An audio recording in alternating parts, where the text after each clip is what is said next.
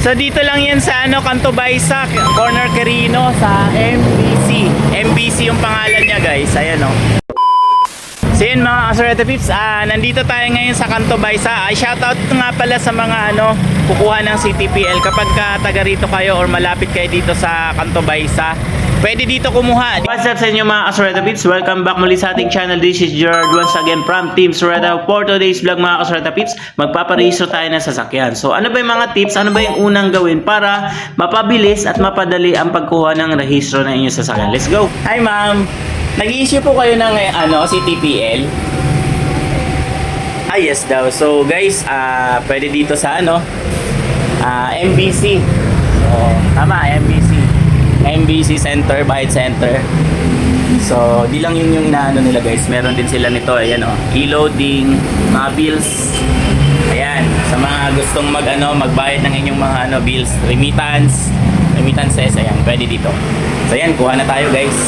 Ayan guys, tapos na tayo.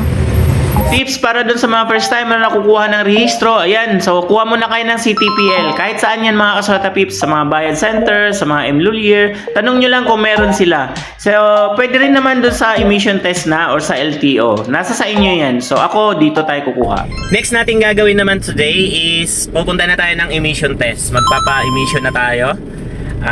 Tapos na tayo dun sa insurance, CTPL.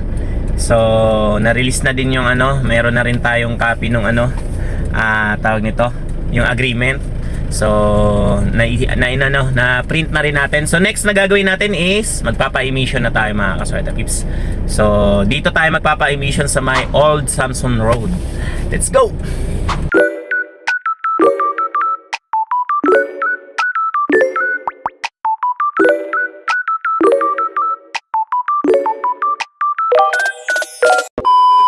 So yan yung kailangan natin guys is itong ating ORCR. ORCR lang muna sir, no? Check muna. Magbawas na lang ako sir ng hood sir. Yeah. Yung hood. Yeah. So, buksan daw muna natin yung hood guys. So grabe ang lawak ng emission center nila dito sa may Old Samson Road mga Kasureta Pips, diba?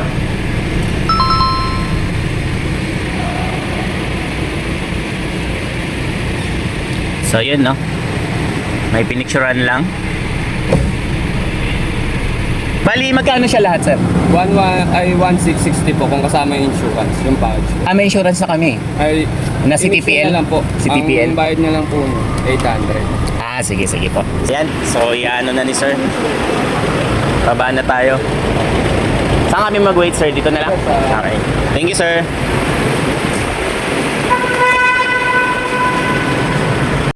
So yun guys, kasama na dito yung vehicular inspection. So hindi mo na kailangan magpa-inspection dun sa LTO. So kasama na siya once na dito kayo kumuha ng emission. So pagdating dun sa LTO, papakita nyo na lang talaga yung yung mga papel na kailangan dun. So number 22 tayo guys. Andun na si G. Maluwag dito si luwag. So, ito lang siya sa may Kaingin Road. Kaingin Road. So, napakaluwag. Ayan. Old Samson Road. So, maraming nagpapa-emission dito guys. Inspection din. Motor vehicle inspection, emission test. Kasama na. Malapit kayo dito sa Old Samson Road na emission test mga Kasureta Pips. Dito na kayo magpunta. Maganda, maluwag siya mga Kasureta Pips. Tsaka kompleto sila. So yun guys, 800 lang yung emission nila dito kasi may CTPL na tayo. So bayaran na natin. So yun guys, kasama na yung inspection dun sa sasakyan natin. Para pagdating dun sa LTO, yun na yung ibibigay natin, ipapasa natin. So next na ito, LTO na tayo guys. Shoutout kina ma'am. So napakabilis lang mga Kasureta Pips dito sa emission test center na pinuntahan natin. O diba?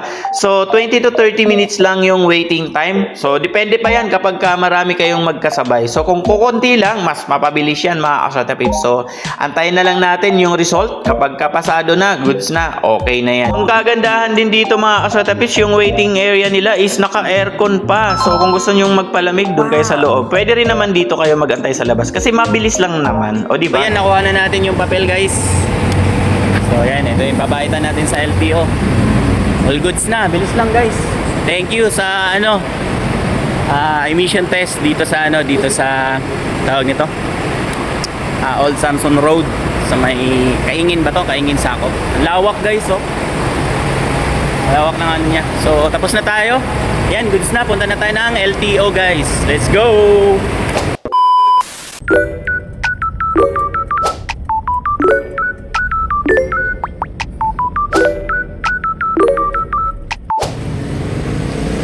So yun guys, magpapasa na tayo ng requirements na kailangan. So check natin kung gaano katagal yung process natin. Let's go! So yun guys, ibibigay mo yung mga requirements mo and then hingi ka na ng form to na sir dito sa ayan, for registration. Sila si sir, makikita mo sila. Yung sa insurance mo, COC lang to. Apo, Possible ba kahanapan ka ng certificate of validation? validation. So, Itatawag na lang dun sa ano. Pagka hinanapan ka ng window yung certificate of validation, itatawag mo sa insurance. Yan, apo. Doon mo siya kukunin. Sige pa. So, for the meantime, kasi wala tayo dyan, Apo. sabit mo muna to sa bintana, window A. Ito. Yung hawak mo maiwan sa'yo. So, window A tayo next. So, entrance. Window A. So, yan. Kasi iba naman yung paliwanag sa akin. So, window A. Mag-speak ka. Mag-speak.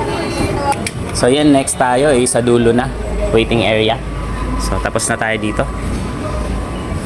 So, bali guys, mga kasorta pips, yung hiningi sa atin, yung ORCR, syempre yung copy ng ORCR.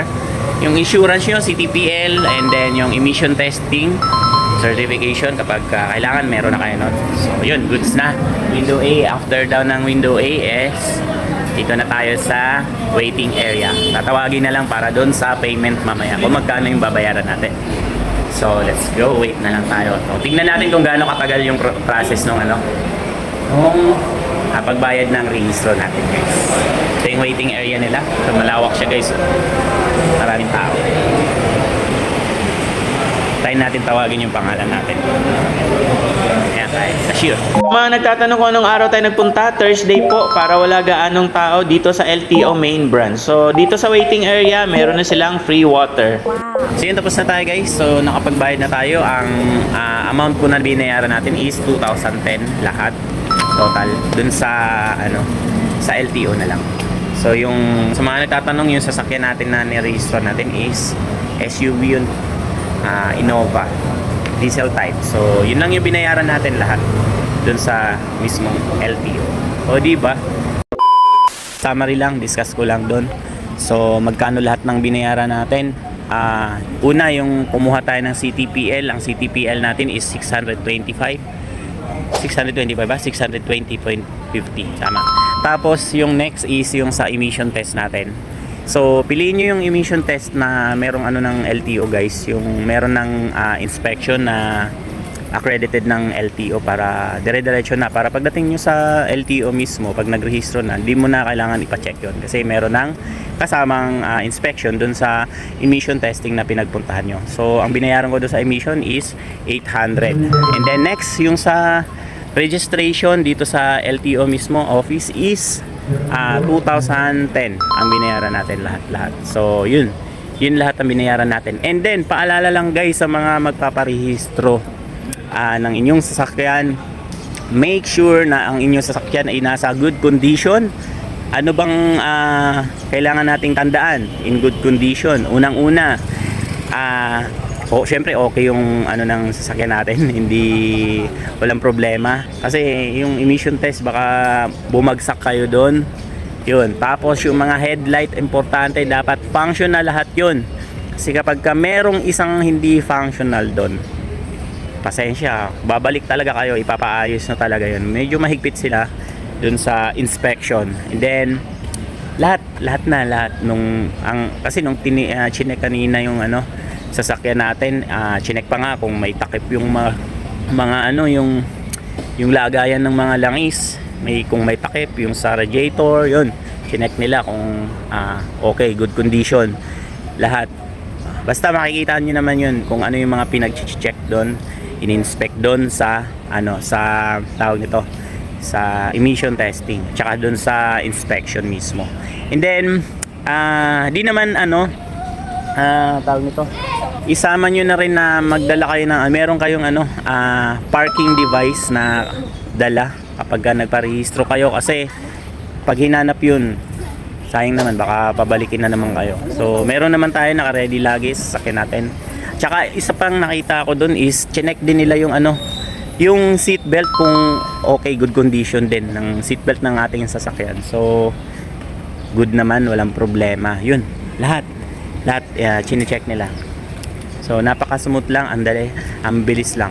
So dun sa emission test, ang waiting area natin, waiting time natin dun is 15 to 20 minutes lang siya. Tapos na, release na yung natin, yung papel natin. And then next, yung dun sa dito sa main office, sa LTO mismo is 30 to 40 minutes. Kasi medyo marami yung kasabay nating nagparehistro ngayon yung oras na yun. At saka take note guys, pumunta tayo dito, dumating tayo alas 12, wala silang break time, tuloy-tuloy pa rin ang process ng natin, ng registration natin. So ganun lang, walang break time talaga. So tuloy-tuloy lang. Pagka pasa natin dun sa requirements natin, dun sa window A, chinek, binalidate kung ano yung mga kailangang requirements. Hindi pagkatingin, okay na. So waiting area na kaagad tayo dun sa cashier, payment. So antayin lang nating tawagin yung pangalan natin, and then once na natawag na, magbayad na tayo, and then yun na. So issue na yung bibigay na sa atin yung OR natin. So and then after nun, goods na. So yun, ganun lang kadali guys. So ano pa inaantay nyo? Punta na kayo dito, magparehistro na kayo sa inyong mga sasakyan. Tsaka isa pa pala, may isa pang pahabol. So yung natin, yung sasakyan natin, yung motor natin, ipapalink ko sana sa portal. Kaso lang hindi matagal daw. Kailangan, mas maganda daw na magparehistro na kayo, manual. Then once na rehistro nyo na, patapos na, pag once na na-release na yung OR nyo, dun nyo i-request na ipapalink sa portal para mas mabilis daw, mas madali. So para next na registration natin, online na tayo. Pwede na tayo online. Wow. O di ba? Yun lang guys. So shoutout sa lahat. So mag-comment kayo down below sa mga gustong magpa-shoutout para ma-shoutout kayo sa mga next nating vlog na gagawin pa. So comment down kayo below kung saan nakarating yung video natin na to. Yun lang, ganun lang kadali. Sana nakatulong sa mga gustong magpa-rehistro ng inyong mga sasakyan.